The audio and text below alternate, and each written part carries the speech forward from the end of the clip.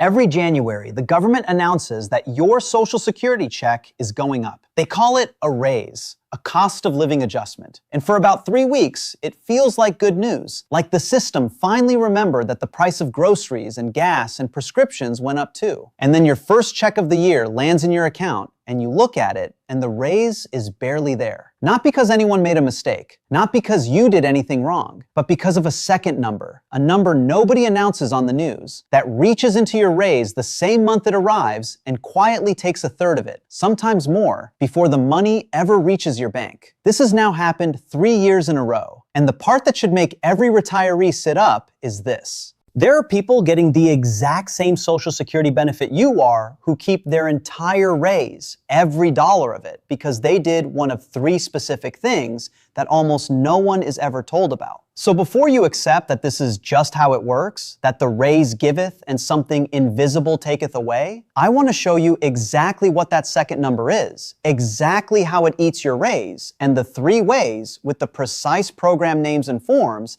that you can stop it from happening to you. Get a pen, because by the end of this video, you are going to understand your own check better than most of the people who mail it to you. Here is exactly what I'm going to walk you through in order. First, I'm going to show you the 2 numbers that fight each other inside your check every January, and why one of them almost always wins. Second, I'm going to explain why this is not a one-time event, but a slow erosion that compounds against you year after year, so you can see exactly what it is costing you over a decade, not just 1 month. And third, I'm going to give you the 3 concrete ways to stop it. The first one wipes out the deduction entirely if you qualify. The second one removes a surcharge most people do not even realize they are paying. And the third is a federal protection that already exists in the law to shield your raise, that you may need to actually point to before anyone applies it for you. Stay with me, because the third one is written into federal law specifically to protect people like you, and almost no one knows to ask for it. My name is Reed Banks, and I work as a federal tax specialist. Most of my work is with retirees on Social Security, Medicare, and the federal rules that decide how much of your own money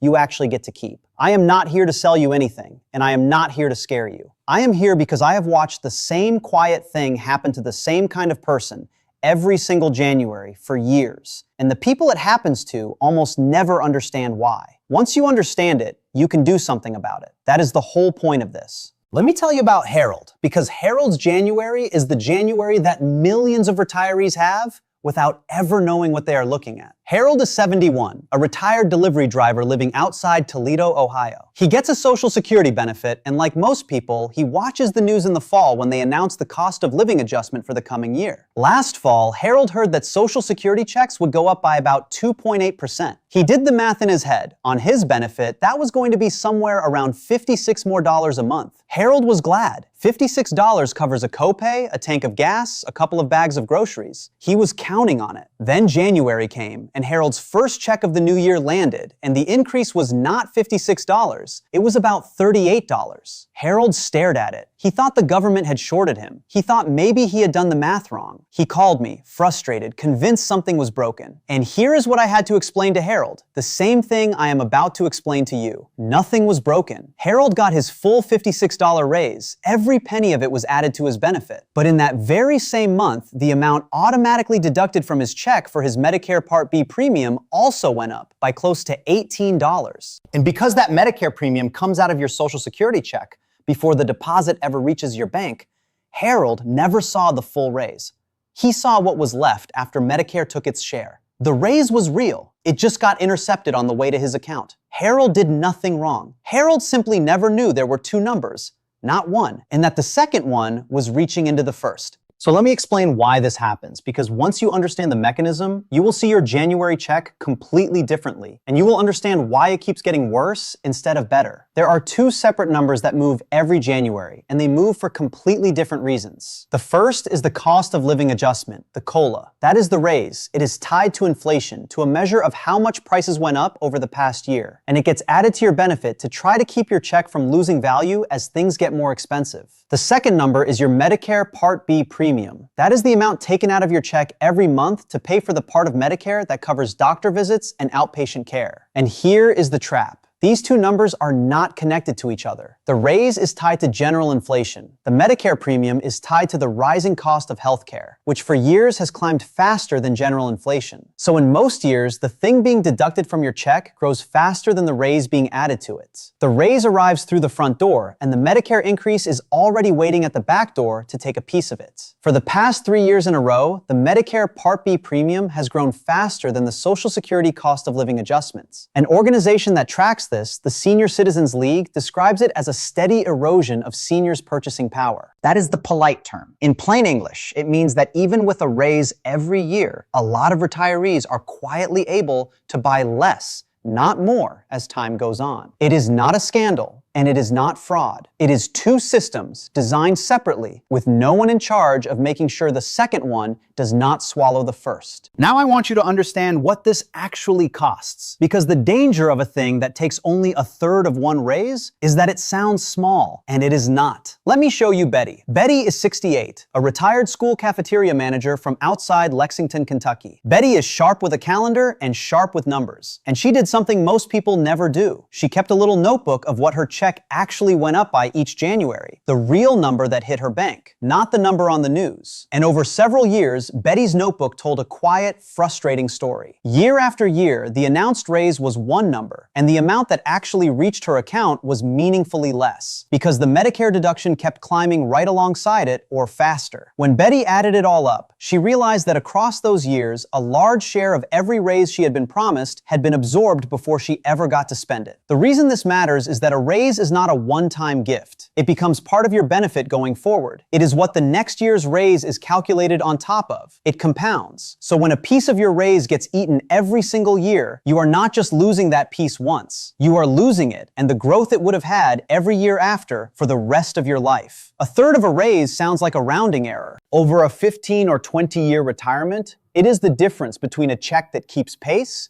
and a check that slowly falls behind. Betty did nothing wrong. Betty just paid closer attention than the system expected her to, and she did not like what she found. So here is what to actually do about it. 3 concrete ways, in order, starting with the one that can eliminate the deduction entirely. Number 1. Find out if you qualify to have your Medicare Part B premium paid for you through a Medicare savings program. This is the most powerful move because it does not just protect your raise, it can remove the entire premium deduction from your check. These programs are run through your state Medicaid office, and they exist specifically to pay the Part B premium on behalf of people whose income is under a certain line. The most complete version is called the Qualified Medicare Beneficiary Program, QMB, and it covers not just the premium, but also deductibles and copays. As a rough guide, a single person with monthly income under roughly $1,300 and some dollars, or a couple under roughly $1,800 and some dollars, very likely qualifies. And there are higher tiers called SLMB and QI that still eliminate the premium for people whose income is a bit higher. If you qualify, that $18 increase and the entire $200 premium underneath it simply stop coming out of your check. The action step. Call 1-800-MEDICARE, that is 1-800-633-4227, ask for your state Medicaid office, and request a Medicare Savings Program application. Do this even if you assume your income is too high, because these programs do not count every dollar the same way, and people rule themselves out who would actually qualify. Number 2, if you are paying more than the standard Medicare premium, find out whether you are being charged a surcharge you can get removed. Some retirees pay extra on top of the normal Part B premium, an amount called the Income-Related Monthly Adjustment Amount, or IRMAA. It is based on your income from 2 years earlier. So if 2 years ago you had a high income, maybe you were still working, maybe you sold a house, maybe you took one large withdrawal from a retirement account, you may be paying that surcharge today on top of the regular premium, even though your income has since dropped in retirement. And here is the part almost no one knows. You can ask Medicare to recalculate it if your income went down because of a life-changing event, such as retiring, the death of a spouse, or a reduction in work hours. The form exists for exactly this purpose. The action step. If your Medicare premium is higher than the standard amount and your income has fallen since 2 years ago, request Social Security Form SSA-44, the life-changing event form, and file it with proof of the change. For someone who recently retired or lost a spouse, removing that surcharge can put hundreds of dollars a month back into the check, money that is currently being taken right alongside the premium increase we have been talking about. Number 3, and this is the one written into federal law specifically